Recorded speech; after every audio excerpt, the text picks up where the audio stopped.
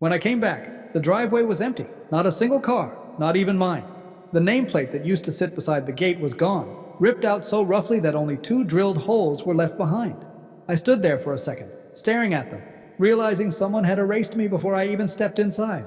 My mother stood on the porch with a smile that didn't reach her eyes, the kind people use when they've already decided the ending. My sister leaned against her new white car, spinning the keys in her fingers like she owned more than just the vehicle, like she owned the moment.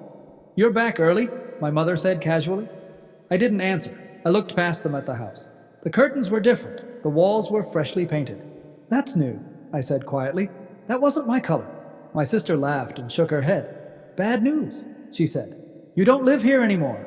They both laughed, not nervously, not accidentally, but confidently, like this was a punchline they had rehearsed. My mother crossed her arms.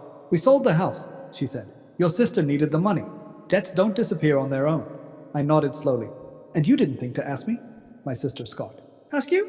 You're always preaching about family first. We just followed your advice." They waited. I could feel it. They expected anger, yelling, maybe even begging. Instead, I smiled. Just a small, calm smile. My sister frowned. "What's so funny?" I looked up at the balcony, the same one where I used to sit as a kid, watching my father leave for work every morning. "Nothing," I said. "Just realizing how poetic this all is." She rolled her eyes. "Poetic? You're homeless." "Maybe," I replied. "But tell me something. When did you finalize the sale?" My mother straightened up, suddenly proud. "Last week. Cash deal. Good buyer." I nodded again. "I know. I recommended him." The laughter stopped instantly. 6 months earlier, at our last family dinner, my sister had been crying about her debts again. Bad investments, bad relationships, bad decisions. My mother called her unlucky. I called her irresponsible. That was the moment something shifted in me. I realized love doesn't always blind people. Sometimes it rots them. I didn't argue anymore. I didn't accuse. I watched. A month later, I noticed strange activity in my property records, documents being accessed without my approval, my mother's name appearing where it shouldn't have been. Then I found it. A power of attorney filed under my name, signed with a signature that wasn't mine. That's when the warmth disappeared. I didn't confront them. I stayed silent. I moved carefully. I transferred the real deed of the house to my holding company, registered under another name. What my mother had access to was a decoy title, an old registration tied to an empty legal shell. The real property was already secured under a separate development entity that I had created a year earlier. Same street, same address extension, same appearance, different legal reality. When I left on my vacation, I wasn't resting. I was waiting.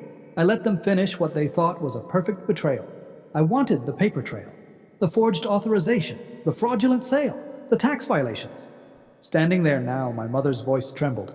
"You said you recommended the buyer?" "Yes," I said, pulling out the documents. "He works for me." My sister grabbed the papers and read them, her face drained of color. This title isn't valid?" "Correct," I said calmly. "The house you sold wasn't mine. It wasn't anyone's. The sale is fraudulent, and the money you received is already flagged." My mother whispered, "You wouldn't do this to your own family?" I looked at her and shook my head. "I didn't. The law will." I pressed play on my phone. Their voices filled the air, mocking me, laughing about how I would lose everything. Silence followed. By evening, the police arrived. I didn't watch them leave. I walked past the gate to the next property. My real home. Same design, same balcony, untouched. I unlocked the door and stepped inside. The quiet felt earned. I wasn't smiling anymore. I didn't need to. Some debts aren't meant to be paid with money.